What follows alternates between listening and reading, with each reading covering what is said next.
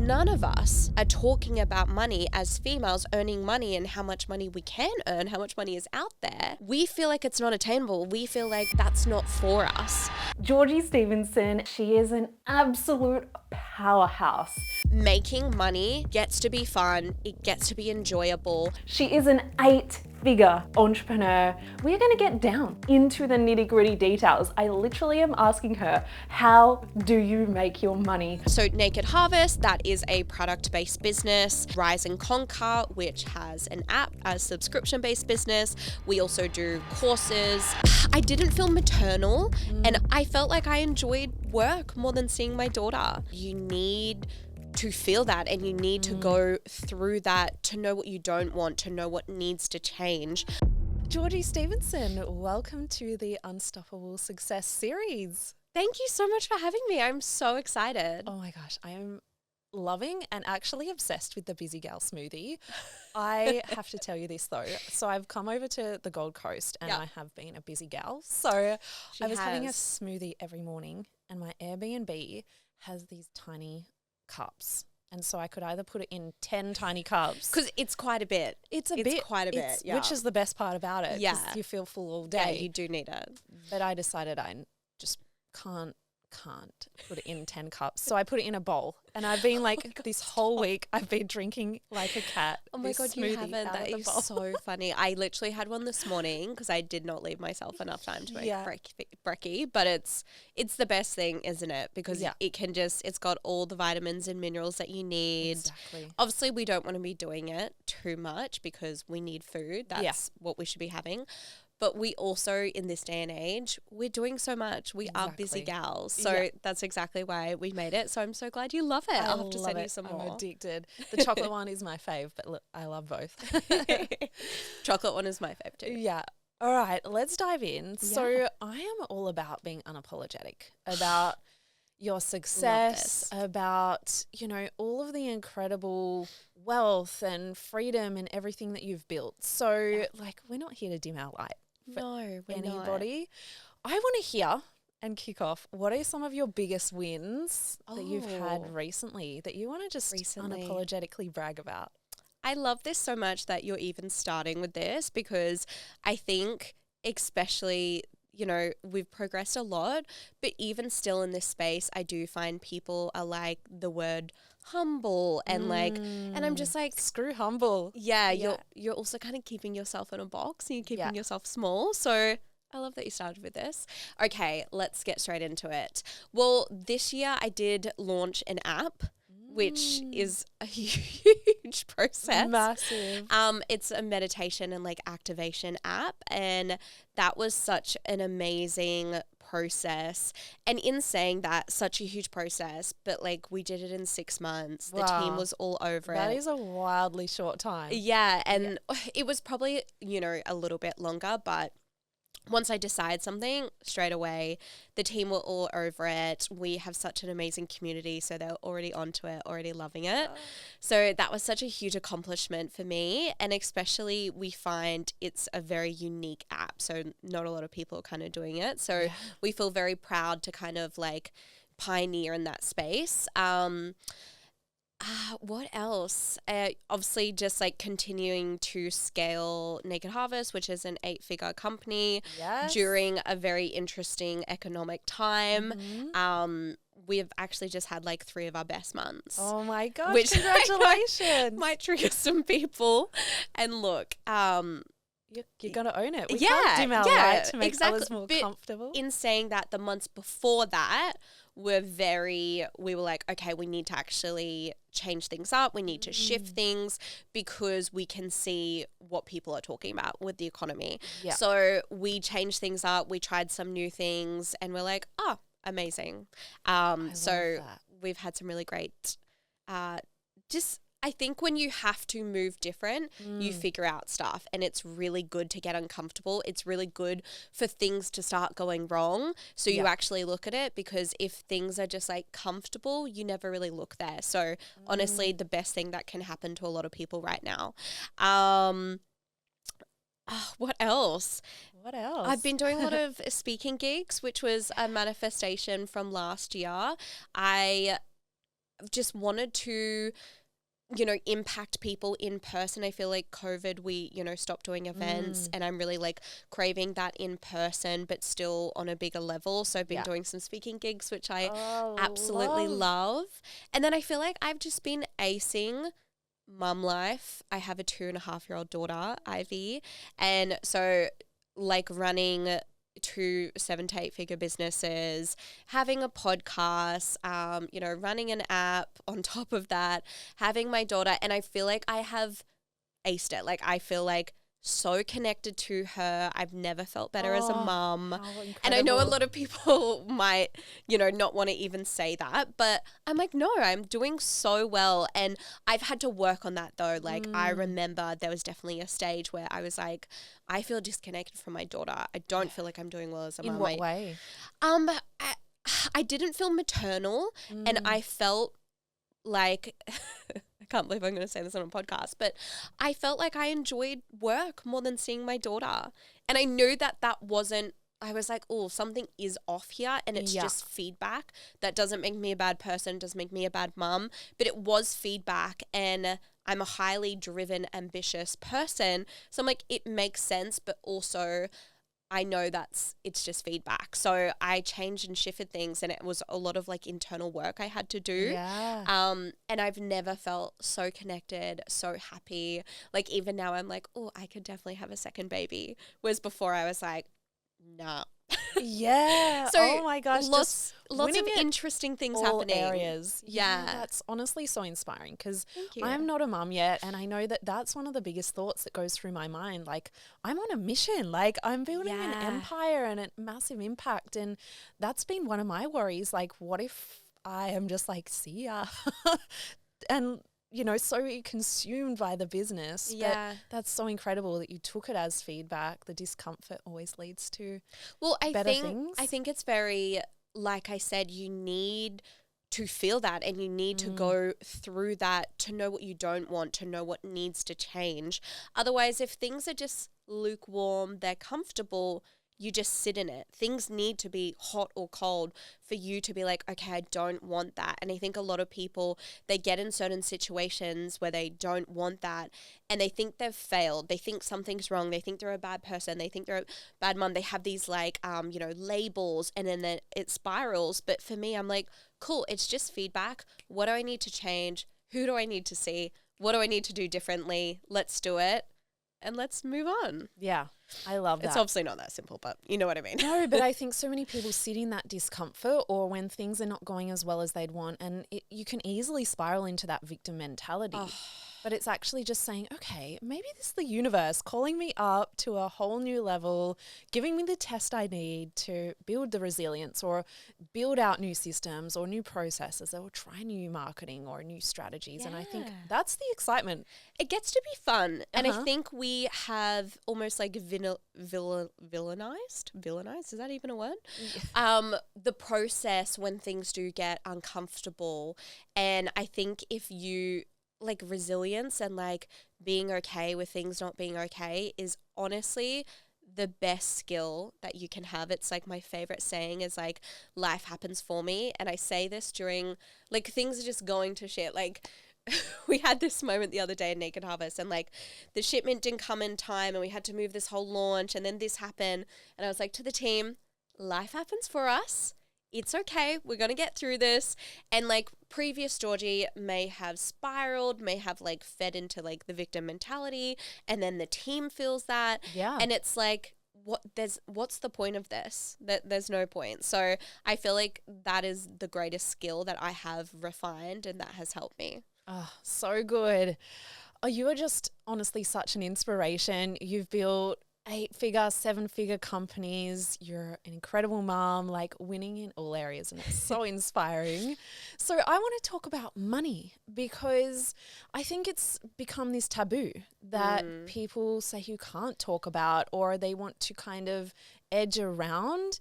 And I truly believe the more women can speak about money particularly, the more it actually normalizes. Like big levels of wealth, we can see the evidence, we can take it for ourselves. I remember when I first saw a female entrepreneur making serious money, I was like, oh shit, maybe I can do that too. And so you have built so much wealth beyond just the tangible money, but I want to talk about, like, how do you make money? What are your income streams? I love this. Like, let's talk about money. Yeah. It is. It's sometimes, I feel like some people, it's like a dirty word. And see, I was lucky enough growing up that money was spoken about. There was lots of conversations about it, but it was just spoken about in a scarcity mindset. I very much grew up, like, my parents were immigrants, and like, you know, the typical phrases of like, make sure you turn all the lights off before you leave the house, otherwise you're going to waste money. Yeah. Oh, we can't shop at Country Road. We're not people who can afford stuff like that. We have to shop, and all these, you're getting these interesting beliefs and you're getting this feedback as a child, which then shapes your belief around money. So my parents spoke about money, but it was very scarcity and almost like, oh, we're not the people who have money. And I remember, sorry, I'm going to go on a tangent, but I'll come back to your question.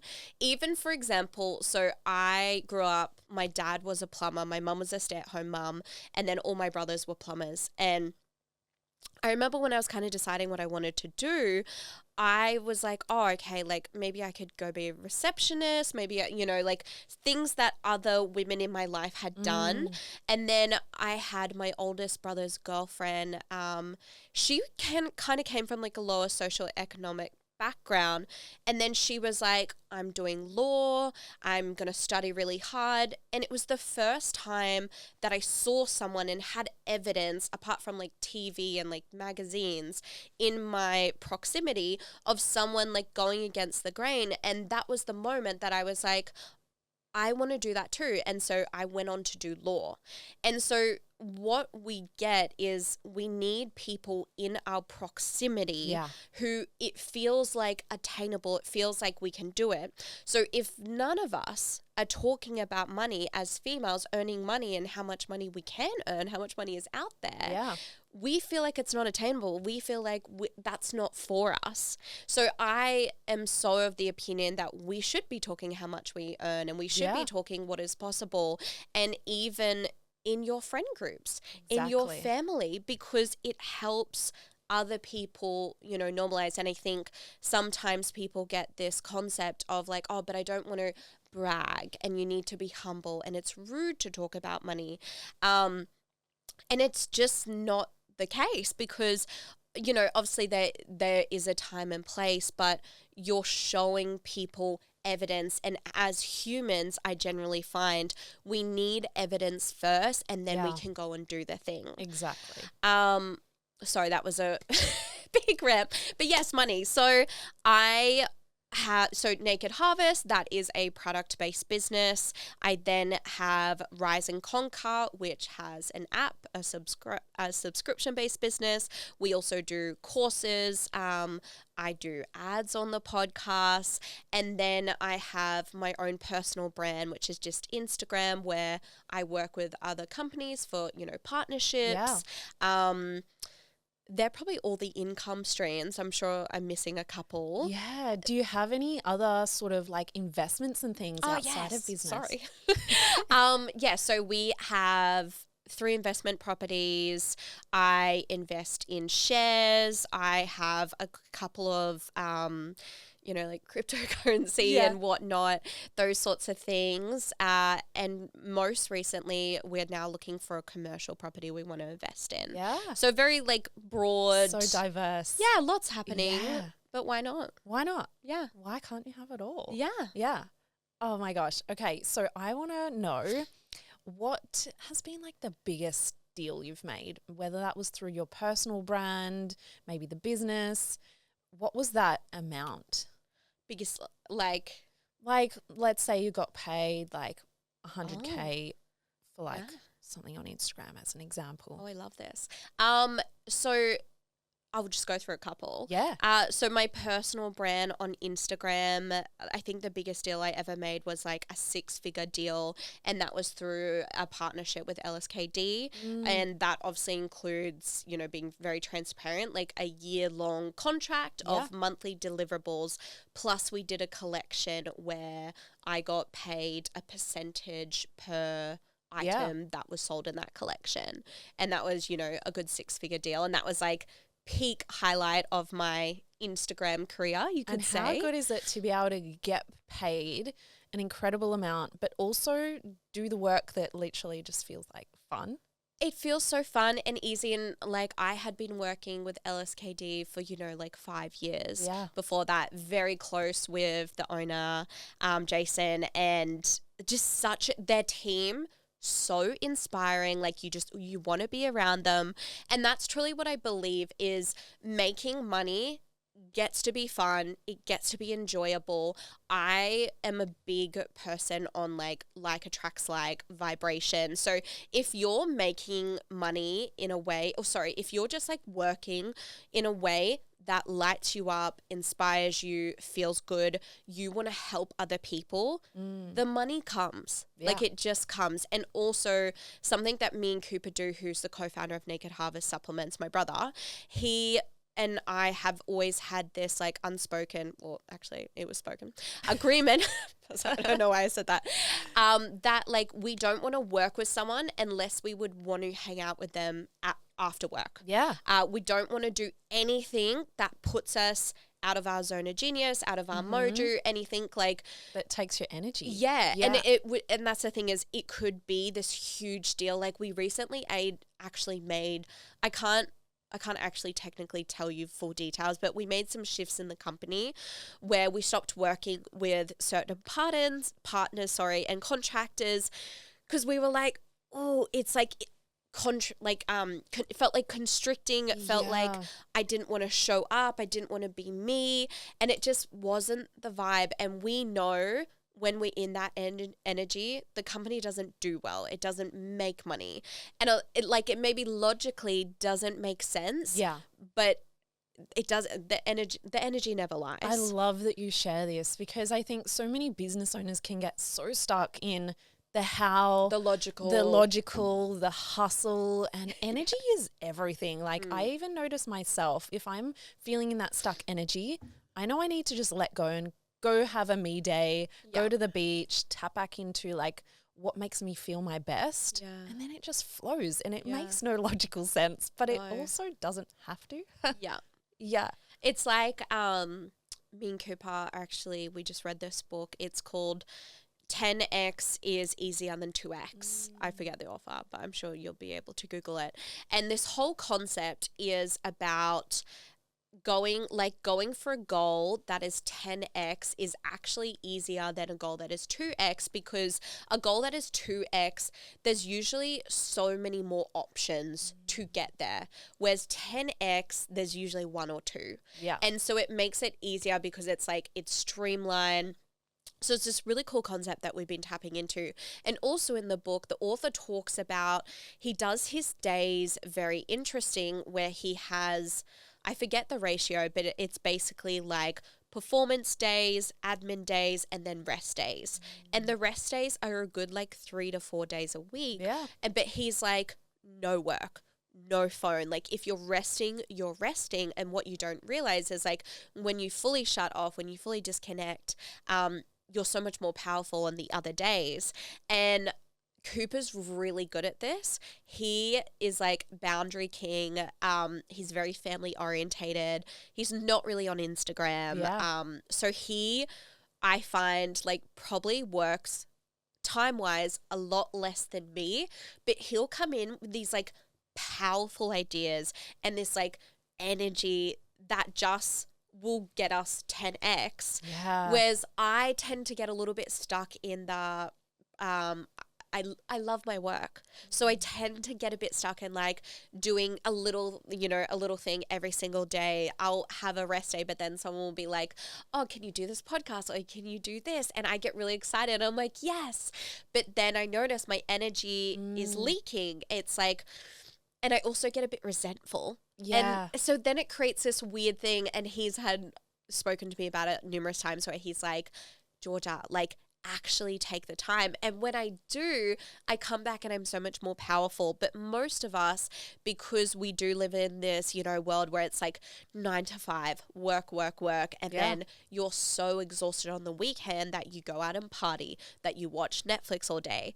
And it's this really interesting concept. It's almost like backwards, but we have been playing with it in our business, and it works so much better when you look after your energy, when you look after you are, 10 times better when it's important, when you need to be. How does that work when you've got staff? One, from your perspective, because I know sometimes it can feel like, oh, I'm the boss and like I'm expecting you guys to show up, and then I'm like, see ya, I'm having my me days. Oh my God, this is such a great conversation, because that's why I used to struggle. I used to be like, I need to show up. If I want them to work really hard, I need to be working hard every day. And so I used to, but what me and Cooper have tapped into also in the business is we have hired people where we don't need to hold their hands. We don't need to micromanage them. We don't need to go, hey, I'm doing this, so you have to do that.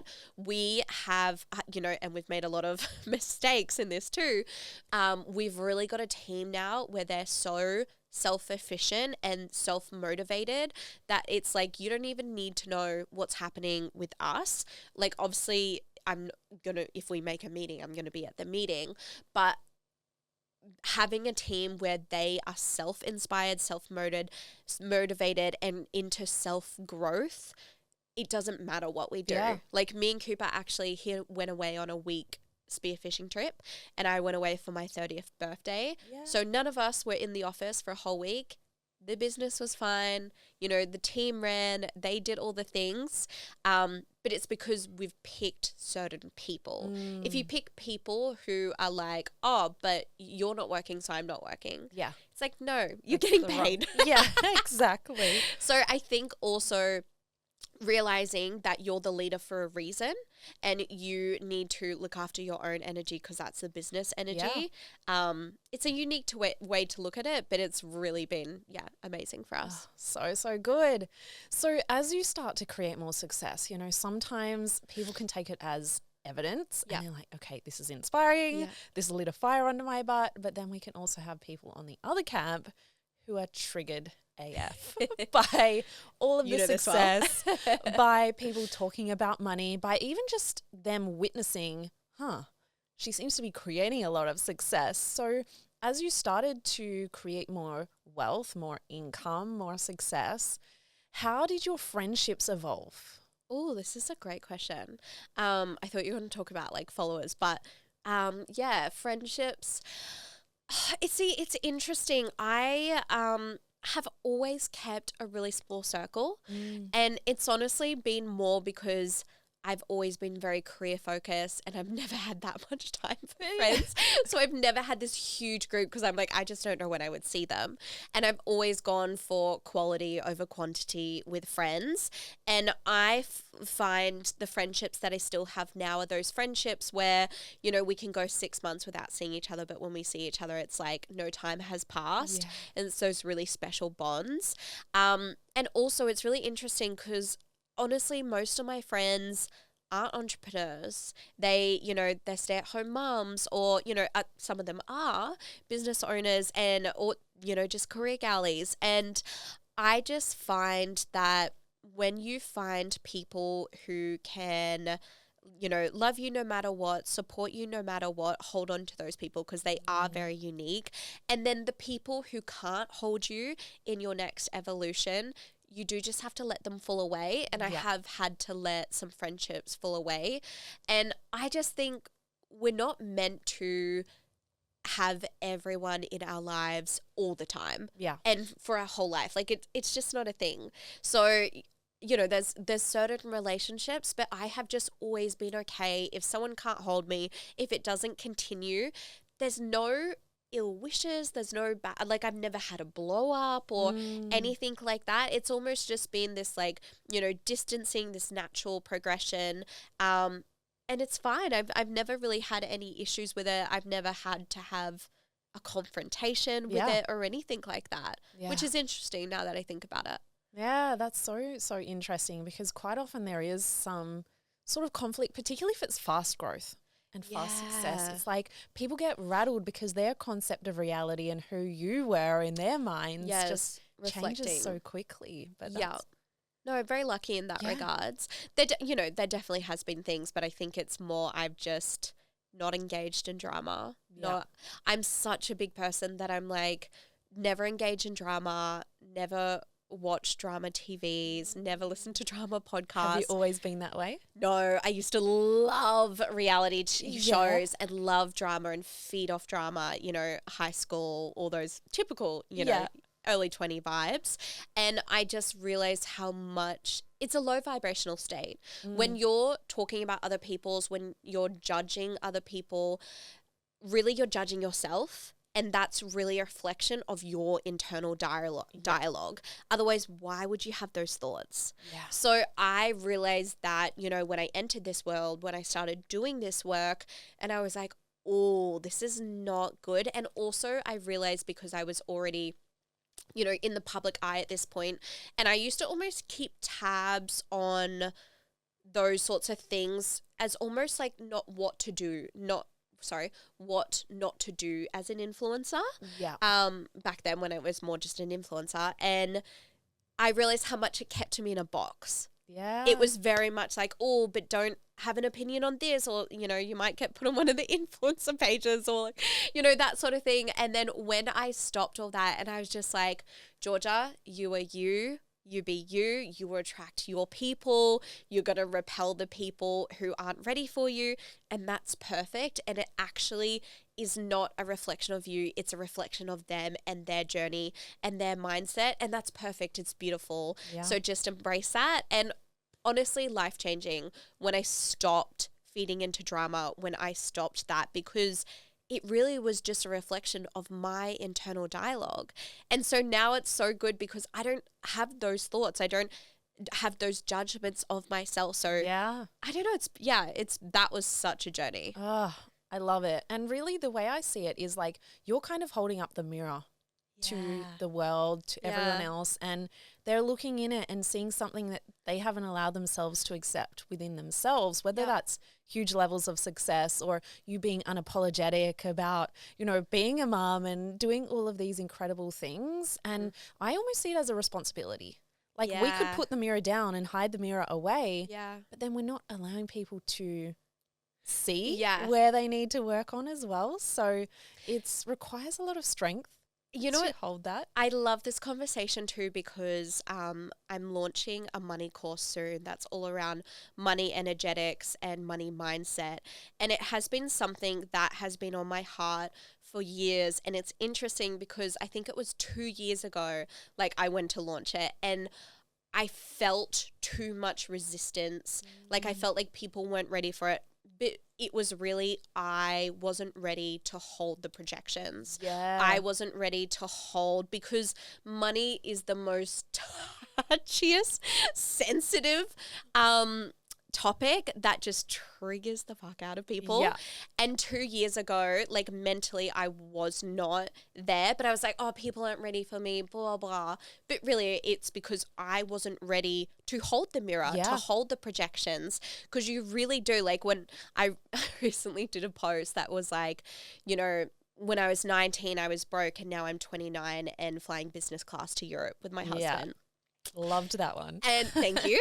And the some, just very I won't even get into it. But yeah, the comments and the projections and everything, it was so interesting because I was like, Georgie 2 years ago wouldn't have been able to hold this. She would have double checked herself. She probably not deleted it, but I would have had the conversation with my husband, with my mentor, like all these things. Whereas that post, like put it up, and I was so solid in it, and I was just like, yes. And I felt so good about it. And, that post has gone viral now. It's got over 1 million views. And I'm like, I just feel so good about it. And I feel so ready to drop this course, to talk about it, because I feel so solid in myself. Yeah. So even though I'm like, I've had these teachings and, these concepts for years and years, you really do need to work on yourself first to then change the world. Yeah. If you had 3 tips for like either dealing with fear of haters, holding that and just like being rock solid. Yeah. In whether it's hate online or hate from real life people, what would yours be? Okay, so definitely the first thing I always think is like, this is not a reflection on me, it is a reflection on them and their world and what they're currently experiencing. And I always go to compassion, because if someone is judging you, if they're throwing kind of, anger, hate, that means they're in that low vibrational state. And so I think, oh my gosh, like I feel for you, because I've been in that state and it's a horrible place to live. I know probably the state of your mental health, your mindset, and it's not nice. And so I almost go to having compassion for them, and being like, it's a reflection of them. And also then the second tip is kind of being like, who do I want to be in this world? Do I want to be a leader? Do I want to be the one who holds up mirrors? And because it's so funny, in that same post where I've just triggered someone and it's like absolutely, upset them or whatnot, I've then had the next comment being like, I listened to your podcast and no joke, it changed my life. Yeah. So, you really get, for the person who is upset and angered and whatnot, you're then going to get the person where this could be their light bulb moment that changes their life. Yeah. And so for me, I'm like, I'm always going to pick that truth, because both are true. So it's like, which one do you want to pick? Yeah. So it's like, well, I'm a leader, I have to go first.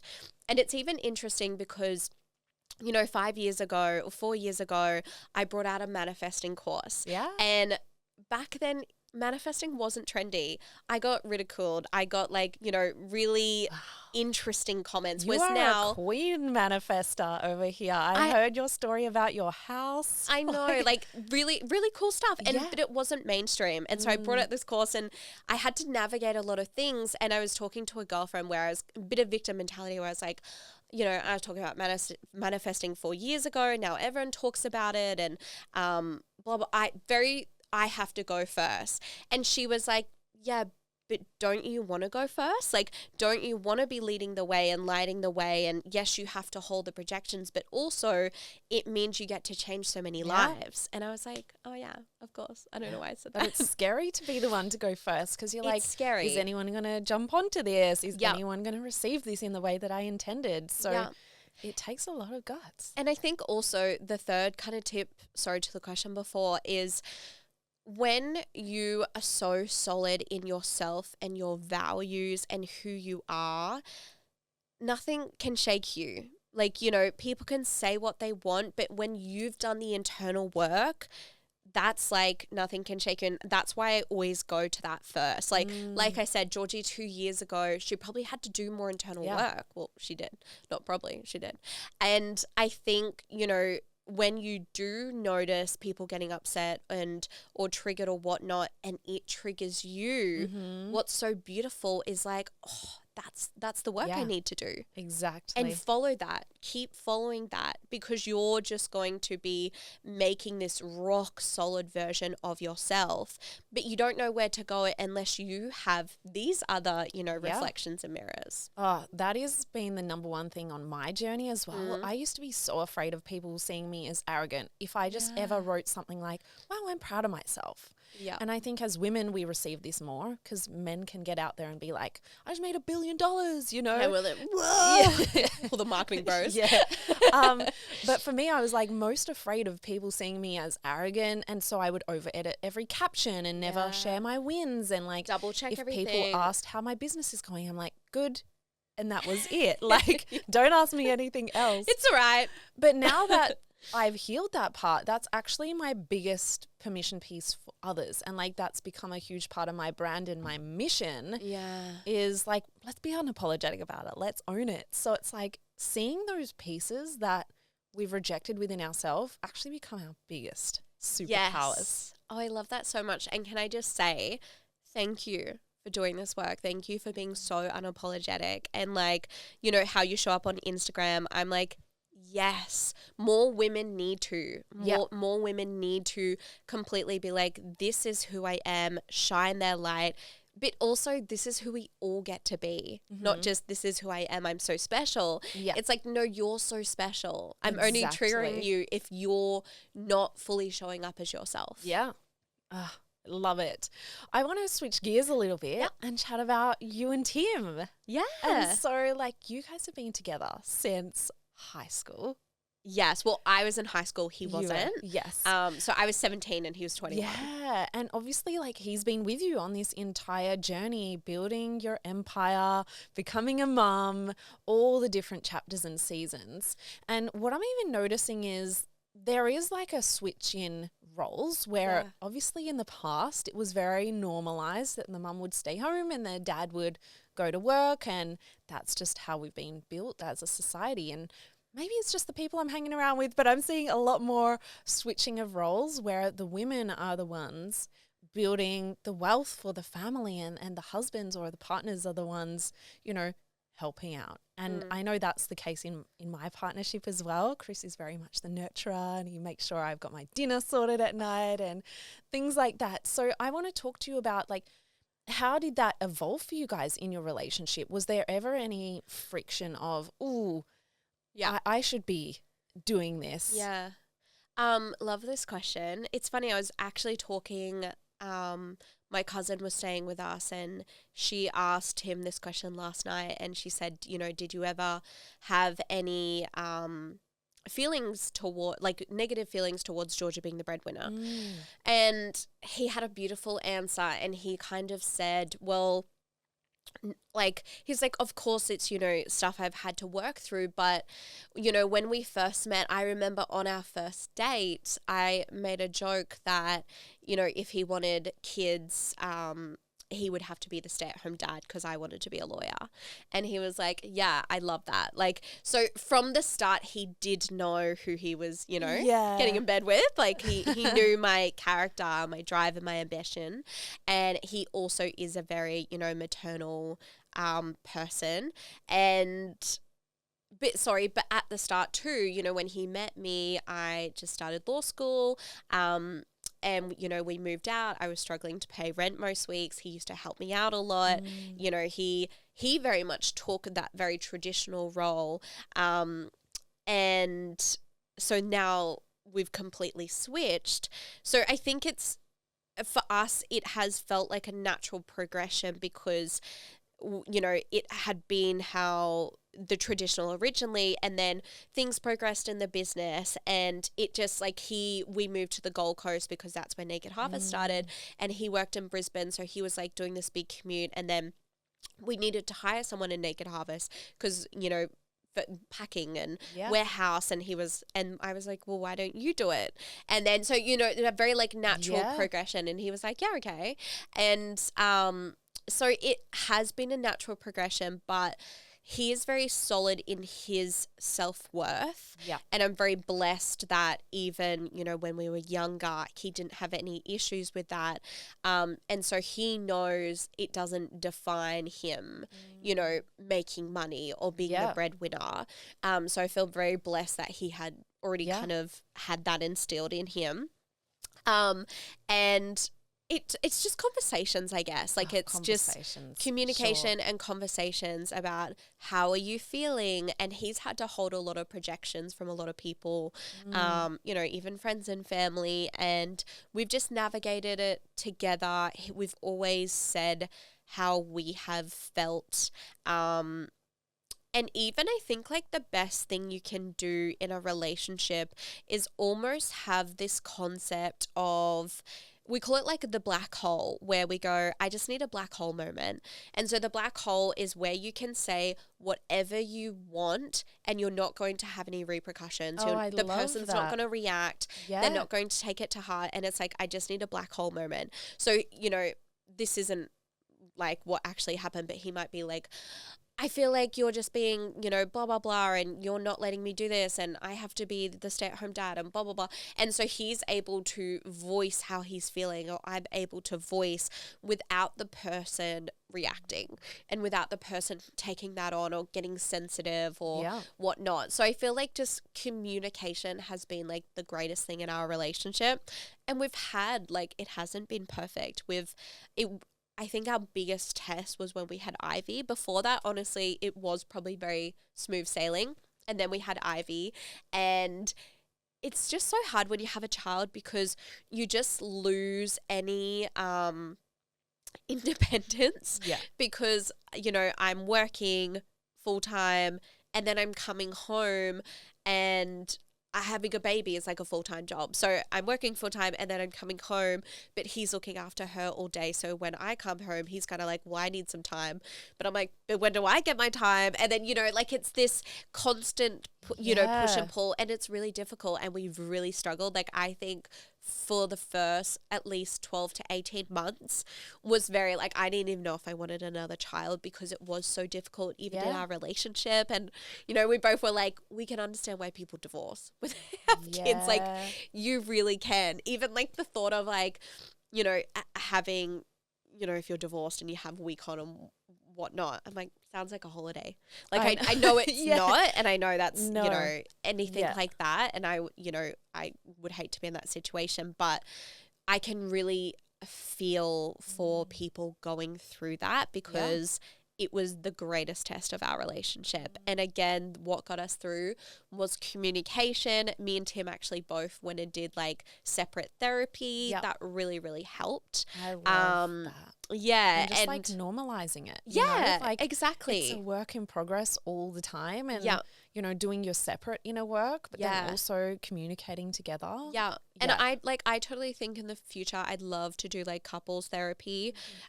We don't feel like we kind of are at that point or anything like that, but I'm like, oh, for sure that will happen.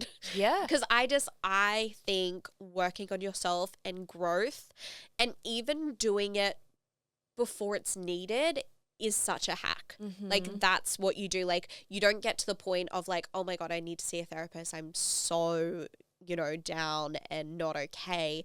It's like moving, being proactive and being like, I can foresee something happening. I can foresee that we may have issues in this area, or I may have issues, or I just want to work on this thing. So I'm going to see someone. I'm very big on that. I've always had therapists or coaches or, you know, just people who are doing the thing and I want to do the thing. Yeah.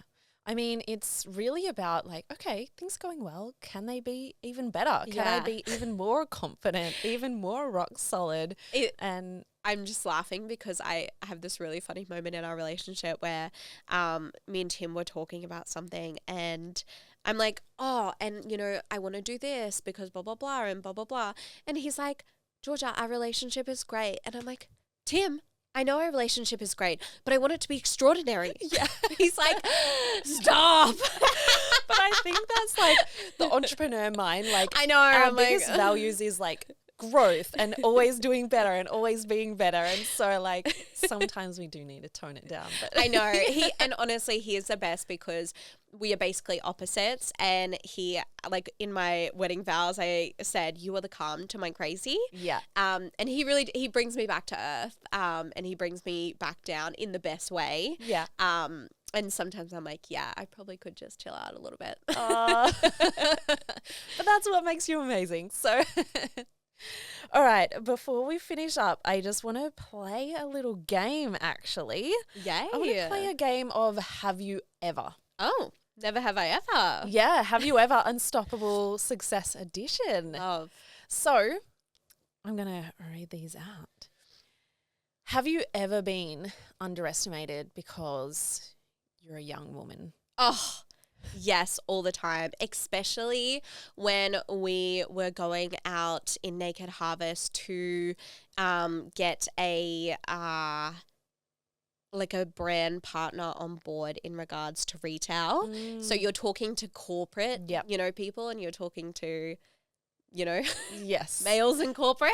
In suits, men in yes. suits. Yeah. And I've even had instances where I've had men call me in a conversation where we're maybe having, you know, not a debate or an argument, but we're trying to sort out a deal. And they've called me because they think I'm the easier option than calling Cooper to sort the deal out. And I'm like, oh, you did not think about this very well, because they're like, yeah, that didn't work. Yeah. No, I actually think it's such a superpower being underestimated. It is. Because it's like, you never saw me coming. I know, and it's so come in there and I've got like the blonde hair. I'm all like, I've got my cute little suit and I get out my little laptop and I've got my little pink bag and you can just tell they're just like, oh, easy target. Yeah. And then, yeah. And then like, you take them down. Yeah.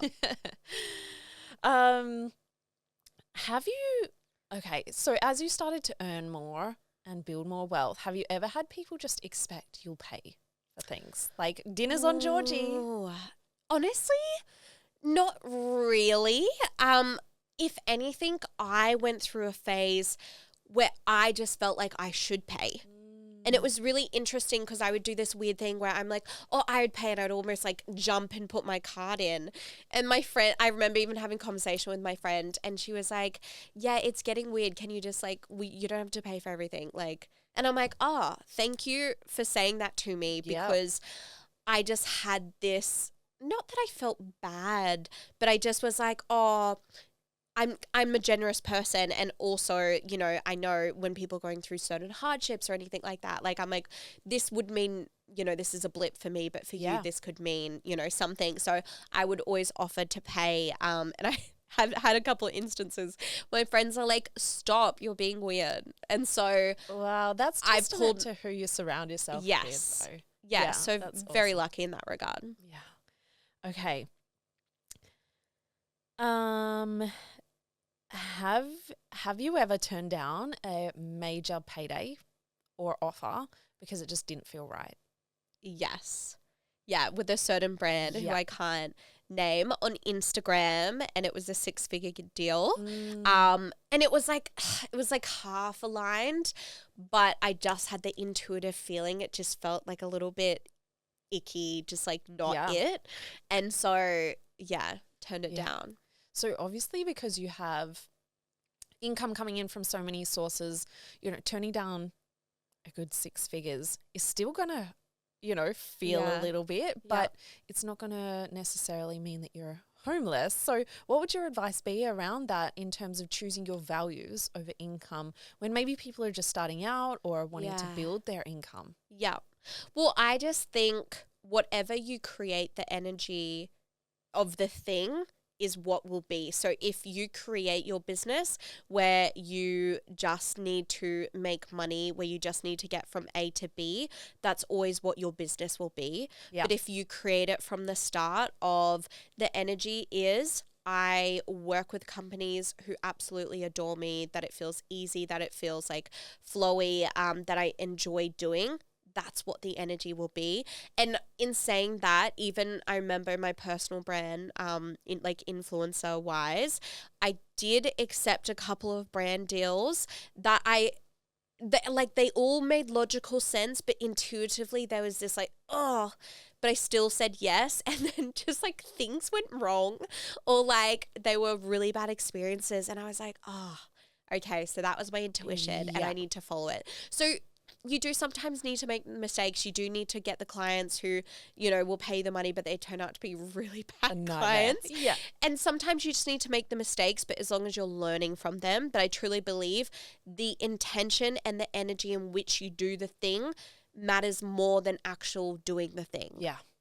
Yeah. I've even had some clients who needed the money or really needed those clients, and I've coached them through that. Yes. In working with their values the very next day. Yes. Like a way more aligned client comes along. But sometimes we never get that evidence if we never forgo the opportunity to start with. So, and I'm like, the biggest hack you can ever do is, I know we've spoken a little bit about evidence on the podcast, but if you can be a person where you don't need the evidence in order to act, like that is a superpower, because most humans, they need evidence. So if you can be your own evidence and also know that that evidence is coming, that's, such a superpower. Major. Okay, before we finish up, what is your definition of being unstoppable? When someone tells you no, if roadblocks come your way, what is your definition of unstoppable? Oh, this is a good question. I'm a big manifester. So I like when life and also I'm a big planner. I'm a big manifestor, I'm a big planner, a bit contradicting. So when things aren't going my way, I always go to my higher vision of, well, how do I want to feel? How do I want to be, and trust that it's all unfolding perfectly. So even when things aren't going my way, I'm like, the universe knows my vision. It knows what I want. I know who I am. This is actually happening perfectly. And I feel like that's what makes you unstoppable. Yeah. Because all the roadblocks are coming up, all the evidence is saying no, but you're still holding the vision and you're still solid in yourself. That's my definition of being unstoppable. Oh, I love it. Thank you so much, Georgie, for joining me today. It's been such a pleasure, and you are just a world of wisdom and such an inspiration. So thank you. Thank you so much. This has been so much fun, and I feel like this conversation, like I feel like we could just talk for hours. I know.